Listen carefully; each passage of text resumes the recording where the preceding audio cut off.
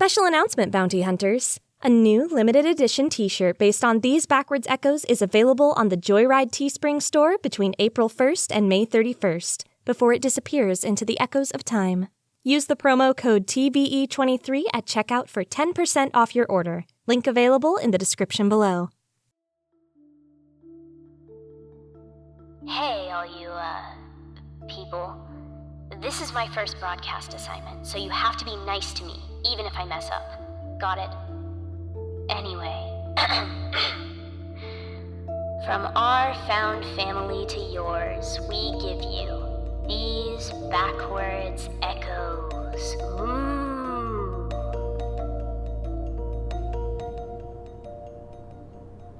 This is Daichi Fukami. Field report for the week of 9.2.45. I sincerely apologize for the delay in getting this report to you. I understand there are some that have resigned from their post as weathermen simply because of the recent announcement of our impending extinction. I'll admit I was surprised by the news that complete environmental collapse is now inevitable. I thought you'd said the data as of late seemed to suggest there was still time to course correct, even if it was a narrow window. In any case, I will defer to your judgment. All of that being said, let's get into the weekly report. The Boulder Dome is in need of the following maintenance. There's a major crack in the western perimeter that's caused a cold front, decreasing food production by 13% in the past quarter. I recommend immediate patching of the damage, as well as additional insulation for the affected agricultural land until food production stabilizes. Visitors to the manufacturing and entertainment districts have an increased chance of sunburn, likely due to a UV shield malfunction. A significant number of skin tumors have been reported too, though most are benign. If the problem is not resolved, we may see economic repercussions. My recommendation would be, at a minimum, replacement of the 5 centermost panels. If cost effectiveness isn't a concern, the entire grouping should be replaced. The power supply to the central entrance is nearly expired. Doors are slower to close, and the resulting change in temperature and air pressure has caused unexpected anomalies in the weather inside the dome. I recommend immediate replacement of power supply to avoid further shifts in climate. For all tasks above, it would be most efficiently handled by a 6-man crew. I estimate the total cost of maintenance will be around $845 million. As for notable events, I'm still not sure why I was chosen to escort the chairman's daughter during her visit. I'm hardly a conversationalist, though I suppose she didn't seem to be either. So, what's it like, being one of the first humans living on the moon? It's alright, I guess. What's there to do up there? Not much. In typical colonist fashion, she wouldn't even look me in the eyes. So this is where we monitor environmental variables for the sector. Occasionally we'll need to adjust conditions based on the meters, turning up the heat, creating humidity, that sort of thing. Or replacing parts. Ideally. What about long-term planning? Are we taking measures to predict when these things might happen? That would be the entire point of the system, yes. Well, sure, but how far out are we forecasting? You're asking the wrong guy. I did a little of this stuff in school, but overall not really my wheelhouse. You probably wouldn't understand if I could explain it. And what's that supposed to mean? It's just math and lots of it. Plug the variables in the right places in the formula, run scenarios. Hard to explain if you haven't studied these things. I barely have a handle on it, like I said. That's all. I see. And these formulas, are they derived from the spectral method? The spectral method? Oh, you don't know then, Mr. Expert? It's one of the two main mathematical models for forecasting. I know what the spectral method is. Just surprised you do too. My brother told me about it, back when he was getting ready to take over the research department. You're into math, huh? I guess, kinda. What's with the look? I just assumed the tube thing would take up most of your time. Well, you were wrong. But like I said, I've only dabbled here and there. Most of what I know is just stuff my brother mentioned in passing before he... Anyway, I'm just a hobbyist. Should have said so sooner.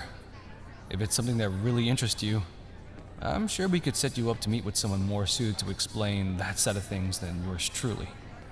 Sick of me already, huh? I get it. No, it's not... They said I'm supposed to be helping cheer you up, and it seems they picked the wrong man for the job. Well, if it's any consolation, I don't think I can be cheered up. How could I be?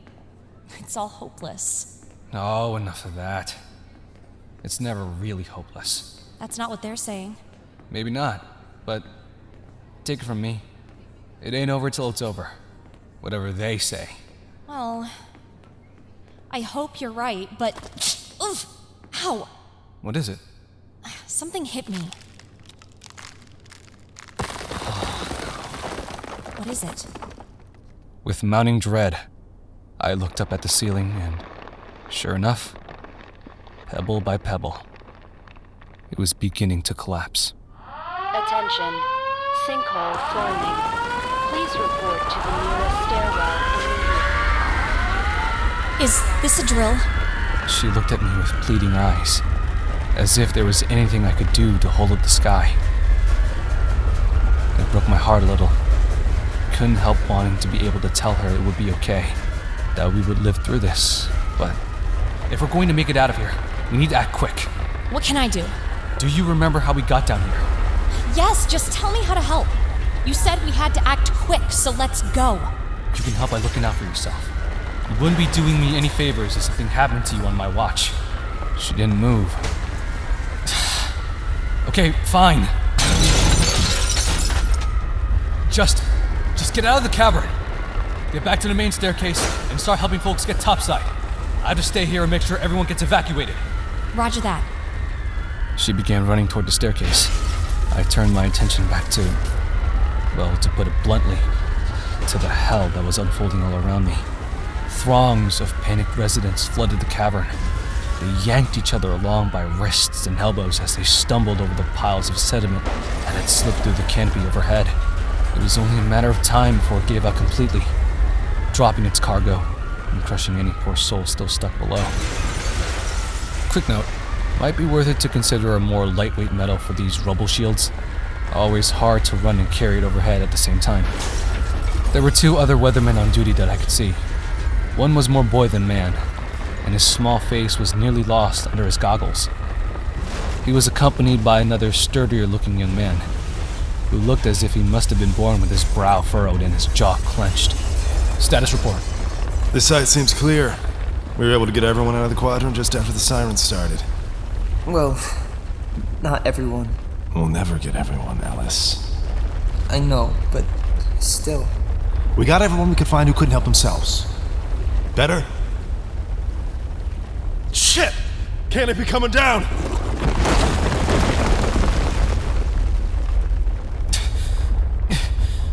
Is everyone all right? I'm here. Second. Once the dust settled, and we'd cut through the net covering us, I investigated the source of the squelch and found the first of our 70 reported casualties. We swept the cavern floor in silence, praying for signs of life, and being met with only corpses. Until... Wait! Over there! A young woman had her leg pinned under a large rock. It's okay, I got you. I got me! Oh, come on! Hey, shh! None of that. We're gonna get you out. I promise. I said I can... Okay. Just... please, hurry. I looked up just in time to see a massive chunk of granite come loose from the cavern wall, right next to where Ellis knelt beside her. Ellis, watch out! The slab was tilting forward like a domino. He froze in his panic. He had already stowed his shield, a rookie mistake.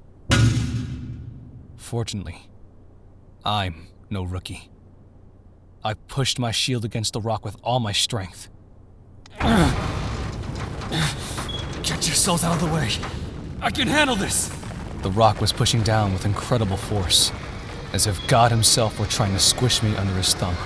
I began sinking into the gravel. No, you can't. Not on your own. He lifted his arms overhead and pressed against the stone with me. I hardly noticed the difference. Even when Wyatt joined in the effort, we were barely able to keep it from crushing us flat. Come on, come on.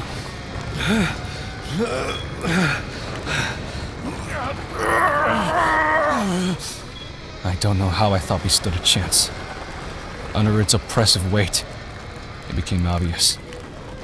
I had overestimated my own strength. I felt my knees begin to falter. At that moment, I saw a pale, delicate pair of hands next to my own, pressing against the rock so hard that fingers began to crimp.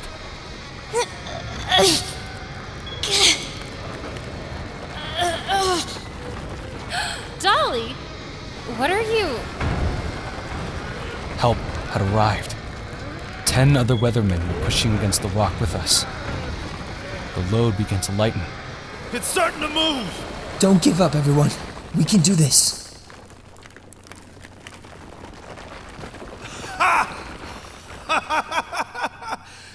Woo! Shit. Oh, Jesus. When I turned to look at her, she was drenched in sweat and shivering.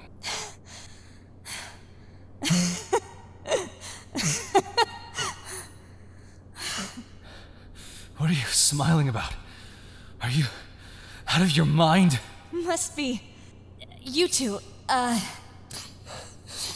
Ellis. Wyatt. Right. Can you get her to the medical tent? Can do. You're not coming with me? I'll come find you. I told you to get to the staircase. Do you have any idea what could have happened to you? What could have... Do you have any idea what could have happened to you if I hadn't come back? Maybe you should worry less about me and more about yourself. If I didn't keep moving, I wasn't sure if I could ever start again. You know how it goes with these things. The adrenaline wears off, and you feel like a soul dragging around a corpse. I grabbed her by the wrist and began to trek toward the main staircase. I wasn't worried. You seem worried.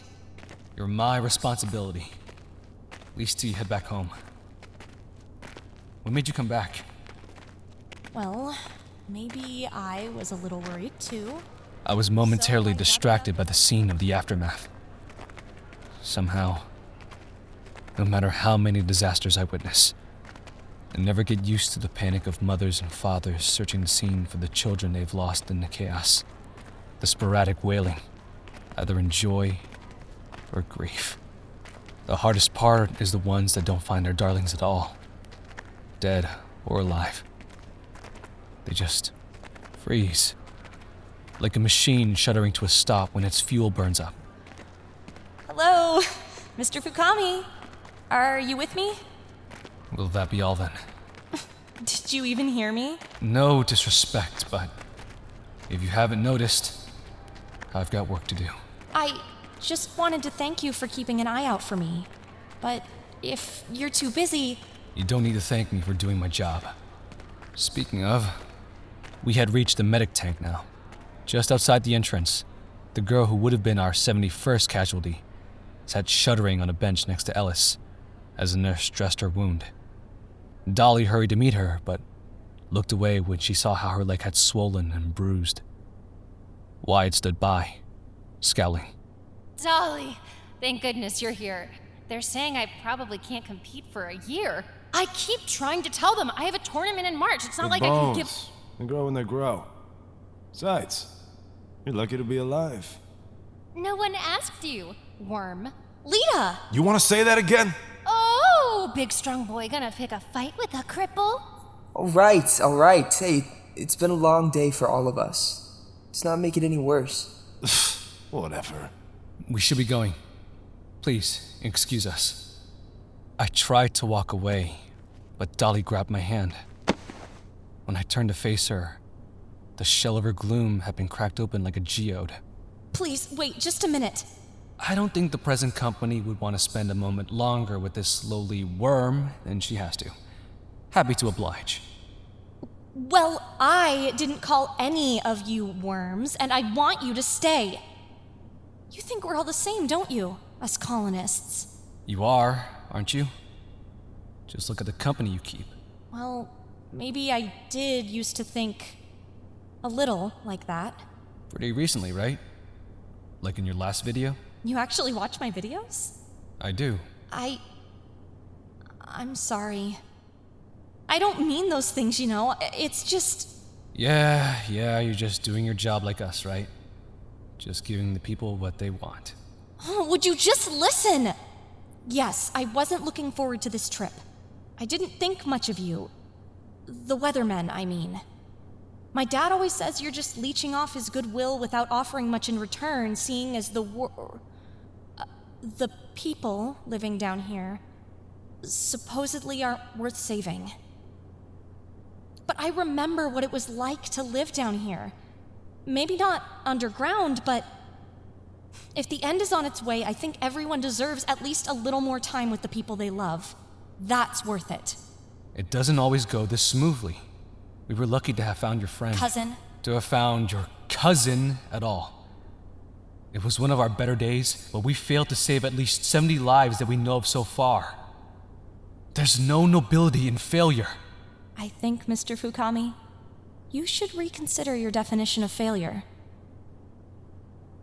You know, I think I'd like to become a weatherman myself. Why the hell would you want that? Excuse me? You think any of us wanted to become weathermen? We took what we could get. And what we got was a lifetime of watching everything collapse. We didn't have a choice. There's always a choice. Haven't you heard? We're out of choices. It's hopeless, right? So now we're tasked with convincing everyone it's not. And they won't listen. If you can't understand that, you could never handle being one of us. You said it's never hopeless. Well, it's damn close! Which is why I want to help. Sure you do. So you can get some content out of it, right? So you and all your Craterhead friends can pretend to care about what we're going through down here. He didn't mean that. Why shouldn't he? He's right. Some of our families are smaller today. Some of us are gonna be sleeping in empty beds tonight. She could be home, safe with her father in a matter of hours, chatting and laughing about how pathetic we all looked, running for our lives. Oh my God, have you even been listening? I would never! I think we both know you would. You have before, right? Like I said, I've been listening for a long time. You don't know anything about me. I know plenty. What could you possibly know?